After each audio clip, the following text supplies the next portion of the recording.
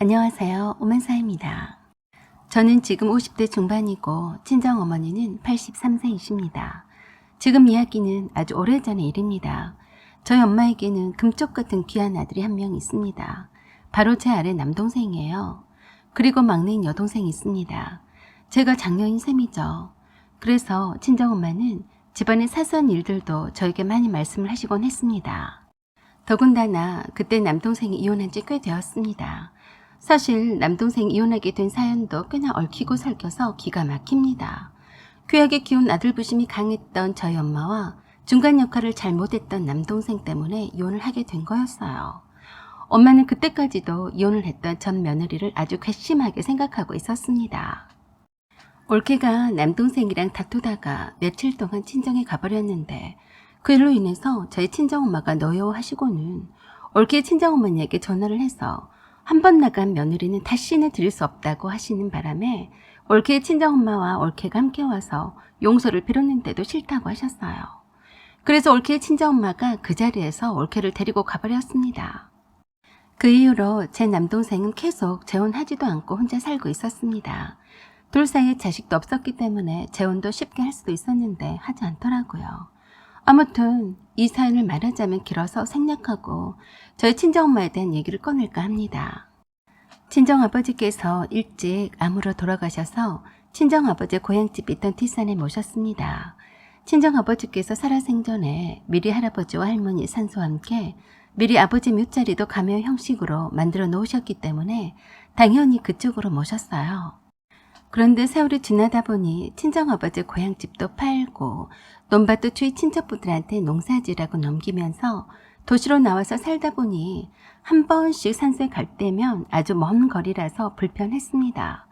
그래도 친정엄마가 건강하실 때에는 소풍 가는 것처럼 맛있는 음식도 바리바리 싸서 저희들과 함께 산소에 가서 사람들을 불러서 관리를 하곤 했습니다. 그 비용도 만만치 않게 들었고 무엇보다도 이런저런 시간도 많이 들었어요. 저도 매번 가지 못했으니까요. 그런데다가 그것도 한두 해가 갈수록 친정엄마도 힘이 들었고 무엇보다도 하나밖에 없는 귀한 아들이 혼자서 너무 고생한다고 생각하셨나 봅니다. 남동생이 나서서 해야 했으니까요. 그래서 생각해낸 것이 가까운 시립묘지를 둘러보시고는 엄청 저렴한 가격에 멋지게 공원처럼 조성이 되어서 잘 관리가 되고 있는 가족묘지를 새로 분양을 받고 싶어 하셨습니다. 여동생과 함께 시립묘지와 가족묘지를 분양하는 곳의 부지를 둘러보시고 상담을 받으시더니 너무 마음에 들어 하셨다고 했습니다. 명절이 다가올 때쯤이면 피곤해하는 남동생을 데리고 고생고생을 해가며 그 먼 거리를 다녀와야 했는데 사위를 둘이나 데리고 가고 세 식구가 움직이니까 음식 준비도 보통이 아니어서 힘들기도 했지만 무엇보다도 남동생이 너무 고생하는 것을 마음 아파라 하셨어요. 이혼을 해서 자식도 없이 혼자 살고 있는데 땀을 뻘뻘 흘리면서 그 넓은 산소 벌초 작업을 하느라 고생한다고 속상해 하셨습니다. 물론 벌초 대응해주는 곳에 의뢰도 하곤 했는데 엄마는 직접 확인을 하셔야 직성이 풀리셨어요. 직접 자주 찾아오지 않으면 마을에 있는 분들한테 부탁을 해도 건성을 한다면서 마음을 놓지 않으셨어요. 그동안 엄마와 여동생한테서 시립묘지 분양 소식을 익히 들었습니다. 저는 그냥 그런가 보다 했어요. 왜냐하면 생전에 친정아버지가 고향에 있는 산소를 정성껏 가꾸셨거든요. 그때도 아버지가 늘 그러셨어요. 이만큼 좋은 명당 자리도 찾기 힘들다. 내가 없더라도 꼭 이렇게 똑같이 해놔야 한다. 라고 하시면서 손수 잔디도 깔았습니다.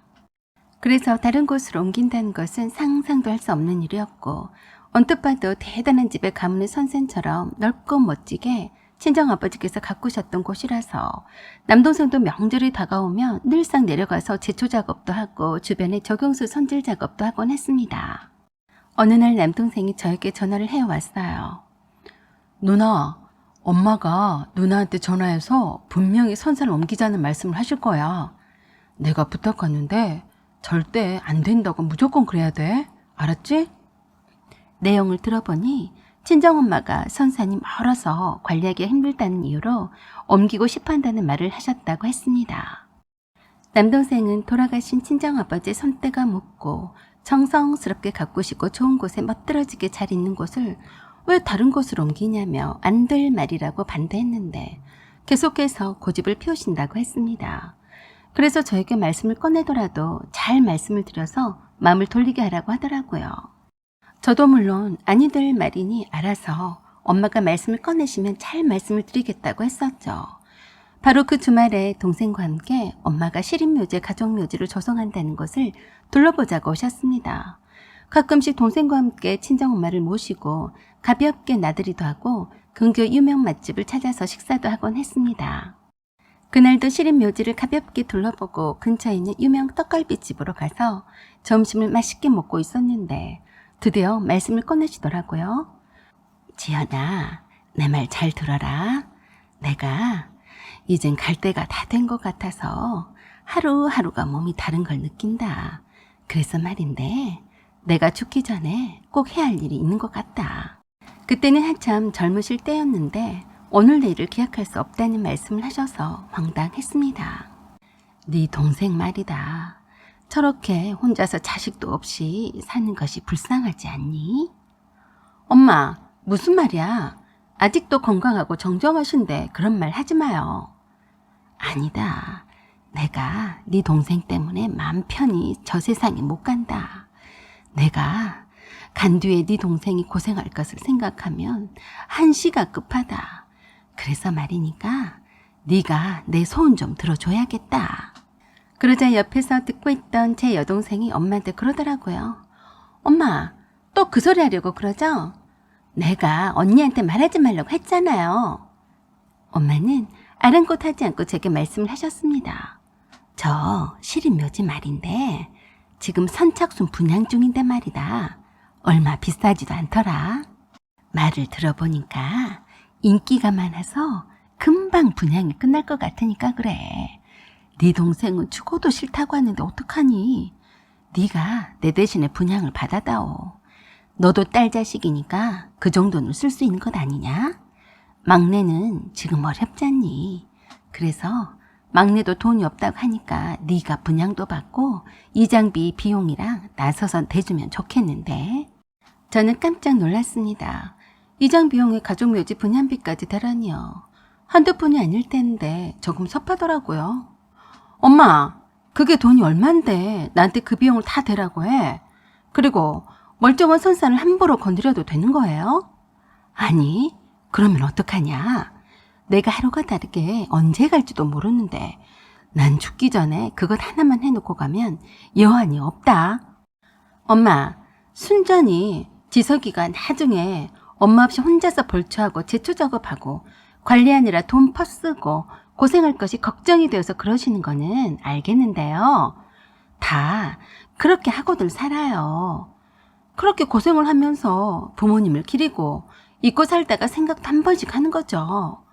그저 아들 하나 있는 거 고생을 안 시키려고 딸한테 이장 비용에 분양비까지 내놓으라며. 너는 하늘에서 뚝 떨어졌냐? 말하는 투가 어째 억울하다는 표정이냐? 그동안 네 동생이 얼마나 선산을 관리하느라 돈도 많이 쓰고 고생을 했는 줄이 아니? 네 동생이 반대를 해서 꿈쩍도 하지 않으니까 네가 좀 내라는데 그게 그렇게 불만인 게야? 지석이가 그렇게 반대하는데 내가 가족묘지를 분양을 받으면 뭐해요? 지석이가 권리가 있는데 무슨 소용이냐고요.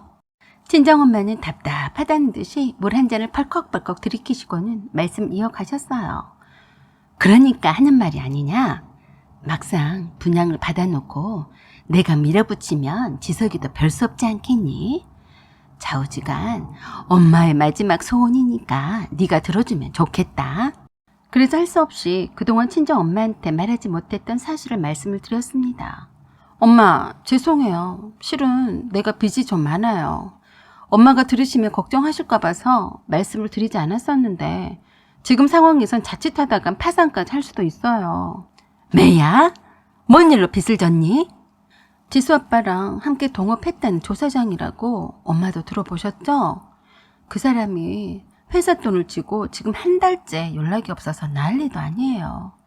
지수 아빠가 대충 빚을 여기저기서 내서 버티고 있는 상황이라고요. 삽시간에 엄마의 얼굴이 낯빛으로 변하면서 그 조사장이란 놈을 빨리 찾지 않고 뭐하러 여기서 한가기 이러고 있냐고 난리셨어요. 그러다가 저를 빤히 쳐다보시더니 얼굴을 가까이 대고 그러셨어요. 너 지금 나한테 거짓말 하는 거지? 갑자기 잘 되던 공장이 그럴 리가 없다. 너 솔직히 말해봐라. 아니야 엄마. 내가 이래서 엄마한테 말하지 않은 거라고. 엄마가 또 잠 못 자고 걱정할까 봐서. 그대로 친정엄마는 더 이상 가족묘지를 분양받자는 말은 하지 않으셨지만 남동생의 말에 의하면 포기하지 않으셨대요. 여동생은 맞벌이로 겨우 살아가고 있다고 생각해서 아예 돈 얘기는 꺼내지도 않으셨고 남동생에게 맡겨놓은 엄마 돈을 달라고 자꾸 보채신다고 했습니다. 동생이 많이 힘들어 하더라고요. 그래서 제가 엄마를 모시고 유명하다고 하는 점쟁이 집에 찾아갔습니다. 갈수록 빚은 늘어나고 돈 갖고 달아난 남편의 동업자는 나타나지 않으니 점이라도 봐야겠다고 함께 가자고 했습니다. 저는 이런 것이 처음이라서 떨리니까 엄마에게 먼저 물어볼 것이 있으면 물어보라고 했어요. 역시나 남동생에 대해서 물으시더라고요. 생년월일 생시도 다 말해주시더니 내 아들이 언제쯤 장가를 갈 수 있을까요? 자칭 영험한 청과무당이라고 했는데 몸을 한번 부르르 떨더니 그러더라고요. 뭔 소리야? 내가 우습게 보여? 장가를 이미 가놓고서 또 장가를 보낼 셈인가? 그러자 엄마가 장가를 갔지만 이혼을 했다고 말해주면서 그런 것 하나도 못 맞추면 어떡하냐고 복채를 받을 생각은 하지 말라면서 제 손을 이끌고 나오시라고 했습니다. 그래도 저는 그러는 게 아니라고 하면서 엄마를 자리에 다시 앉히고 남편 사업이 앞으로 어떨지 물었어요. 그랬더니 하는 말이 깜짝 놀랐습니다. 남편은 기가 다 했으니 밑 빠진 독에 물 붓기야. 어떻게 하면 되죠? 다행히 살 길은 있어. 당신이 남편 자리에 가면 만사 형통이야. 당신 말대로 하면 다시 좋아질 거야. 당장 가서 당신과 당신 남편과 자리를 바꿔야 해. 그 말을 듣자 저희 친정엄마가 다시 물었습니다. 진짜예요? 점장이 양반, 우리 딸이 이젠 살 수 있는 거예요? 그러자 그 총각 점쟁이가 그러더라고요. 믿던 말던 자기 발자 소간이야.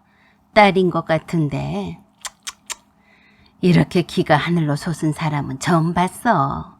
아들이었으면 참 좋았을 텐데 안 됐구만. 뭐가 안 됐다는 거예요? 어떻게 하면 돼요? 이미 딸로 태어났으니 방법은 그것밖에 없어. 여기 이 딸을 딸이 아니라 아들이다 생각하고 대하면 아들한테도 운이 트이겠구만. 네? 아들로 생각하기만 하면 되는 거예요? 아니야. 무조건 아들 말을 잘 들으면 돼. 아무튼 아리송송한 말들이었지만 말해준 대로만 한다면 잘 풀린다고 하니까 희망이 보였고 점을 보러 간 보람이 있는 것 같았습니다. 저는 친정엄마에게 그랬어요. 엄마, 앞으로 나를 아들로 여기면 지석이한테도 좋다잖아. 믿자야 본전인데 한번 믿어봐요. 혹시 알아? 진짜 그럴지? 저는 점쟁이 말을 들어서라기보다는 남편의 공장이 위기에 처했으니 뭐라도 해볼 생각으로 매일 미친 듯이 공장에 나갔습니다. 백방으로 모른 것은 아는 사람을 총동원해서 도움을 요청을 했어요.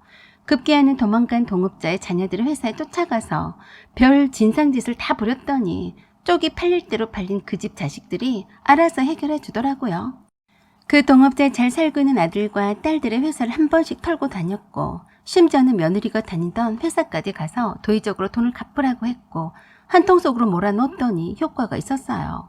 아무리 자식이더라도 부모가 자식들 앞길을 막아서는데 자식이 부모를 감싸지는 않았습니다. 그 조사장이란 사람은 남편보다 훨씬 나이도 많고 아버지 뻘이었는데 돈이 원래 많은 사람이었는데 도망을 갔기 때문에 물불을 가리지 않았었죠. 그렇게 해서 최소한의 피해만 입고서 조기 정상화를 했습니다. 그 덕분에 공장 상황을 잘 이해하게 되었고 물러터진 남편을 뒷전에 두고 또다시 일어날 위기 상황에 대비를 해두었습니다. 여러 관행으로 인한 불합리한 점들을 곧바로 개선해버렸고 특히나 죽어라 일만 하던 사람들의 피를 빨아먹던 인력 공급업체 사장들과는 계약을 바로 해지했습니다. 다들 남편과의 오랜 친분과 학연 등으로 엮어둔 탓에 멋대로 부당한 인력 관리를 해온 사장들을 가차없이 쳐내고 직접 고용 형식으로 바꿨습니다. 반발이 심해서 할 수 없이 남편을 사장 자리에서 쫓아냈습니다. 그렇지 않으면 회사와 공장 운영에 잡음이 심했으니까요. 남편이 사장 자리에서 물러나고 제가 사장이 되고 나니까 감히 군소리를 하지 않았습니다. 그럼 남편은 뭐 하냐고요? 하늘에 태양이 둘이 있는 거 봤나요? 회사 근처에는 얼씬 더 못하게 했습니다. 그래야 제 말이 회사가 일사불란하게 움직이죠. 그래서 남편에게 집안일을 시켰습니다.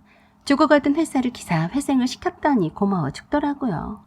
그래서 열심히 밥하고 청소하고 아주 잘 하더라고요.